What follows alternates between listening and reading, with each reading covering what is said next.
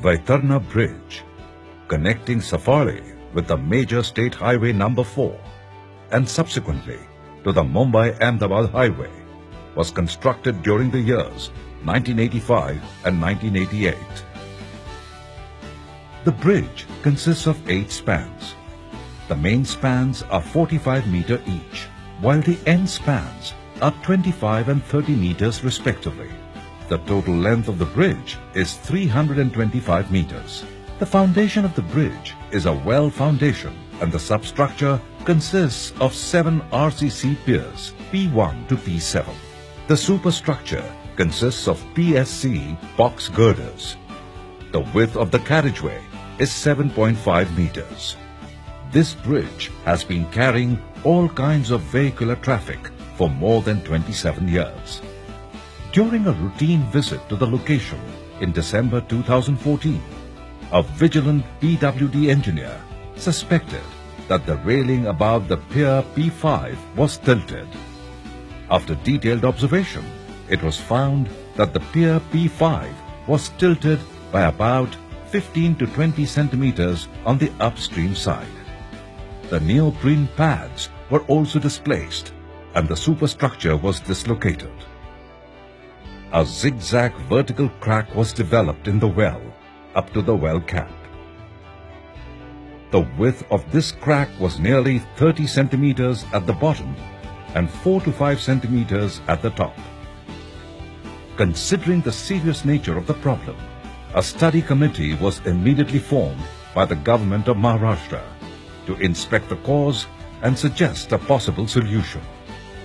After detailed observation and analysis, it was concluded that the problem had been created mainly due to the sand dredging carried out over a period of many years.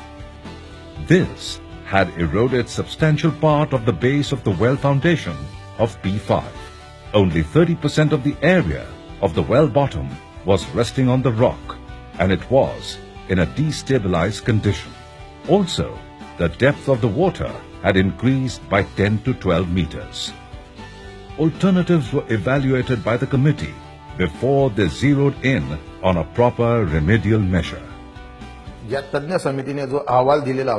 The committee of experts had suggested construction of a new well with portal beam and then transferring the load on this new supporting structure. However, we realized that it was almost impossible to construct a new well. Therefore, we held discussions with the committee again. Finally, it was decided to construct piles on both sides of the existing well, along with a portal beam, and transfer the load on this structure. When the action plan was finalized, the first hindrance was the stagnant water of 18 to 20 meter deep around the place of work. Simultaneously, this being a backwater, high tide and low tide also affected the work. It was important to assess the status of the well, P5, and stabilize the same before the commencement of actual work. Therefore, an underwater survey was carried out with the help of expert divers. A scheme to stabilize the well was designed and implemented. The piling work commenced after that. The underwater survey indicated that there were gaps in about 70% of the area between the bottom of the well and the ground.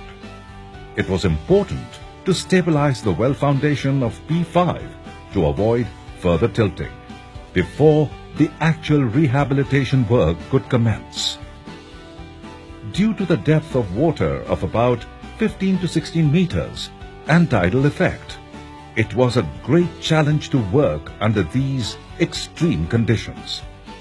It was possible to work only for 3 to 4 hours a day, considering high and low tide. Also, the velocity of water, which is about 4 to 5 meters per second, was an impediment to work. The scheme prepared for immediate stabilization of P5 was as follows. Initially, the gap between the well bottom and the ground was filled up by inserting wedge-shaped precast M40 RCC sleepers of required sizes in layers. The remaining gap was filled with MS plates. The loose material on the sides was cleared with air compressed pressure. Next, RCC ring beam of size 500 mm by 500 mm was cast underwater with quick setting adhesives. In the next stage, cement grouting was carried out at the bottom of the well with required pressure using mechanical equipment. The depth of the water was about 18 to 19 meters. Hence, expert scuba divers had to be engaged for this work. The stabilization was done to stop further tilting of the existing well and also to bring the existing tilting within the permissible limits as prescribed by IRC Code 78. After this, it was time to commence the rehabilitation work so as to provide alternative support to the superstructure and abandon the existing pier well. Accordingly, it was decided to provide RCC piles of 1200 mm diameter on both upstream and downstream side of P5. A total of 12 such piles were planned, with 6 piles on each side of the pier well, till the height of well cap. The average height of piles up to cap level was about 17 meters, while the socketing depth in rock was approximately 5 meters. Thus, the total height of a pile was about 22 meters. While socketing, it was important to keep the constant pace of execution, as due to hard rock, a pile excavation was about 20 to 22 centimeters per day or night during high tide and 25 to 30 centimeters per day or night during low tide. Hence, it took almost 15 to 20 days on an average to achieve 5 meter socketing depth for one pile. Considering the urgency of work, the piling was continued even during monsoon, except on high flood days. The pile cap was of suspended type with depth of 1.8 meters and weight of about 500 metric tons. The form work was designed in such a way that it provided supports from the pile itself. 52 steel bars of 32 mm diameter were used for reinforcement of piles.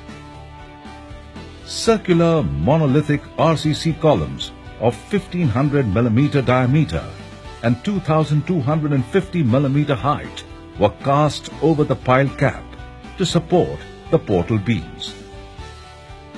Rectangular portal beams were cast except in the middle portion of the existing RCC pier.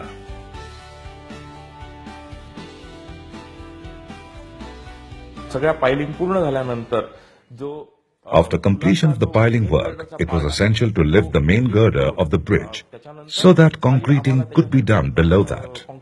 This was the most important and delicate part of the whole process. We used mechanical jacks of high sensitivity for this purpose. Transferring the load after lifting of the girder was another sensitive, tricky part of the work. The superstructure was lifted by hydraulic jacks and was temporarily supported on portal beams. Later, the existing RCC pier was dismantled so as to cast the remaining portion of portal beam. After curing period of 28 days, the pedestals for bearing were cast and neoprene bearings were provided. Finally, the superstructure was lowered on bearings. During this period, the inspection of superstructure and external pre-stressing was carried out using different tests. Necessary repair works were carried out simultaneously based on the test results.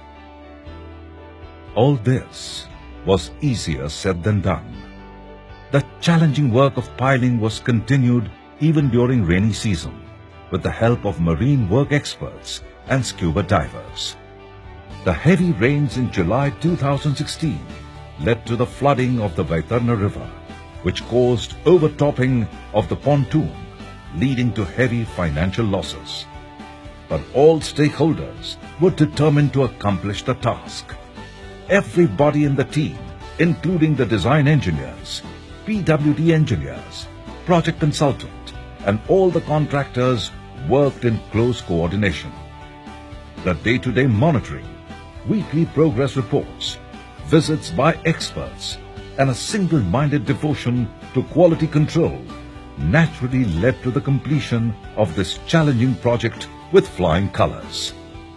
The observation of one vigilant engineer was picked up by the top authorities at PWD with all seriousness.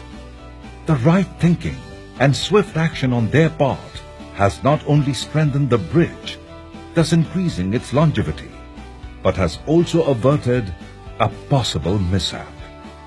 For the Palghar Division of the Public Works Department of the Government of Maharashtra, it may be one more task accomplished, but for the people, it reflects the deep-rooted commitment to public service. Public Works Department, adding newer benchmarks to the glorious history of more than 150 years.